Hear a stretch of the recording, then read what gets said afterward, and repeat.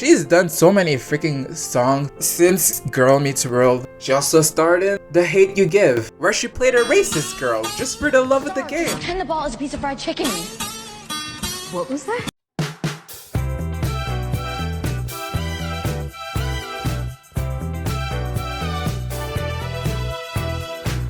During our childhood, there were so many banger theme songs from channels like Disney Channel, Cartoon Network, Nickelodeon, and all that old good stuff. For me, the first thing that I think about when thinking about childhood theme songs was this heavy rock and pop influence, this early 2000s vibe that most of these opening had. Like for example, the GOAT Teen Titans. Till this day, I still freaking love that freaking show. That show had so many freaking positive. It showed us how Robin was truly putting the paws on people.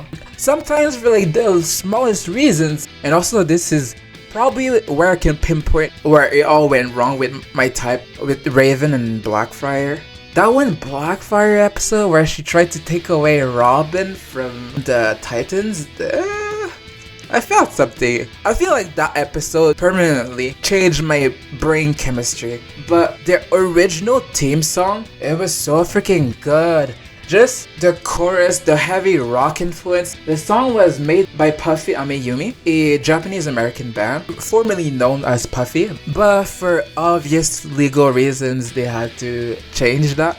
That band is a duo of two Japanese girls that released some singles and albums over the years. They don't release a lot. They came back to do a Teen Titans Go remix of their song, which I also like the opening of Teen Titans Go, but also you're kind of evil for just not bringing Teen Titans. Until this day, I'm still surprised that Teen Titans Go is still airing till this day, which is so sad. I'm like, why? We could have had so much more Teen Titans media. Which, hey, DC, if you guys are gonna make a hero shooters, you guys better add the Titans. And also some of the TikTok remixes. I know we love to shit on TikTok cause all this like brain rot and stuff. But also some of the remixes that come out of the app are kind of fire. I'm just saying. But for me, like a big part about these like childhood openings, a big part about me is like this heavy rock influence, but also it's like a bit of pop. It reminds me of like a better time because Lego Ninjago, that was also another banger, super great opening. That one is so good that it kept reusing it for all the freaking seasons. That's how you know that you got a banger. That's kind of how like Hunter x Hunter has like the same song but changing the visuals or doing like some remixes, which I also appreciate. Honestly, I would kind of appreciate more if some of these modern shows, if they just reuse the same song for the opening and just changing the visuals, cause I feel like it makes the impact more long lasting. Cause you remember Departure from Hunter x Hunter a lot more than some random anime songs that has like 16 versions. Naruto, it don't get crazy. A lot of these Naruto openings are really good. But honestly, you only care about like 3 of them.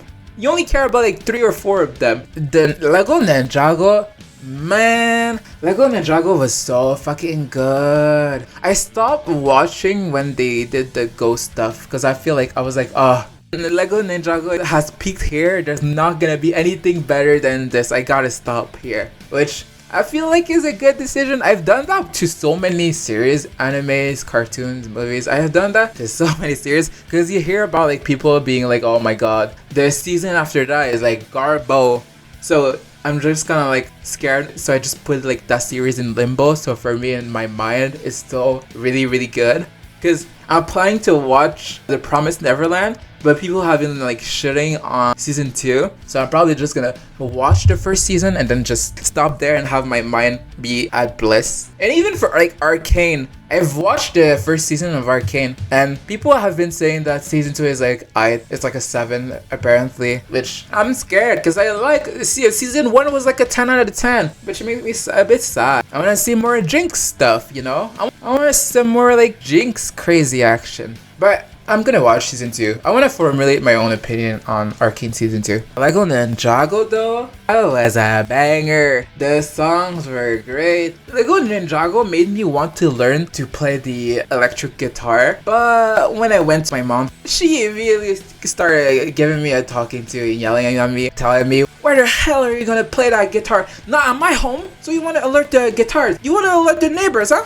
And that may discourage me. I was like, okay, I guess I'm just gonna learn art instead. Never mind. But yeah, Lego Ninjago is great. What kid didn't want to be the freaking green ninja? I was one of the few kids that was so annoyed to learn that Lloyd was the freaking green ninja. I was like, what the hell? No! That is so ass!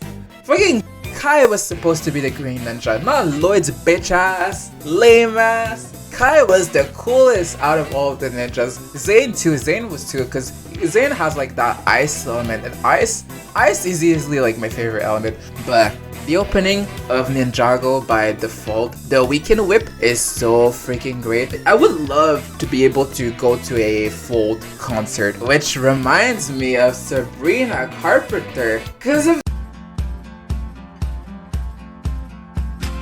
I'm actually one of the few people that have never seen Boy Meets World. I've only seen Girl Meets World.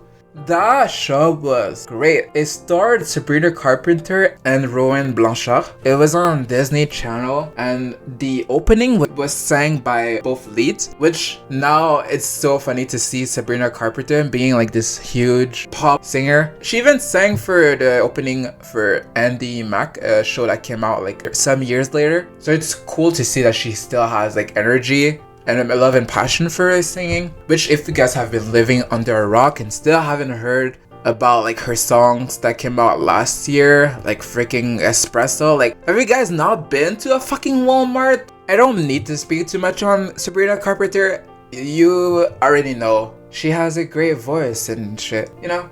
She's one of the few singers that you can't really call an industry plant, because she was here for a long ass time. She's done so many freaking songs since Girl Meets World. She also starred in The Hate You Give, where she played a racist girl just for the love of the game. Pretend the ball is a piece of fried chicken.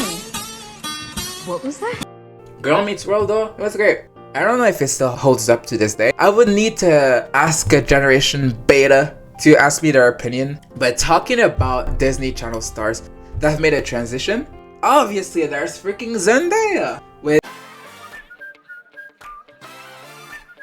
She was also a Disney Channel star, and Zendaya, it's so fun to see her evolution with media and movies. Because man, Casey Undercover was my first exposure to her, and where she sung the opening song and starred as the main character. She made a few singles before Casey Undercover, where she made the song Replay, which that one I like. Like I love this era of like early 2000s music. It feels so like nostalgic. I feel it's a time where I didn't need to think about freaking groceries being so fucking expensive. Casey Undercover was a spy show, which I love freaking spy media. We need more spy media. I kind of fell out of love with Spy Family, to be honest. The first season was strong, but I feel like they're leaning a bit too much with the family side of Spy Family, which is a bit sad. I like both. I like both the spying and the familying. But it is what it is. Literally, some people to this day still talk about that one episode where Drunken Yor fights Lloyd, which I'm like, this is so sad that people are still referencing this episode. It was great, it was fucking great, but this is what I mean about this show. I'm like, man, we could have had so much better.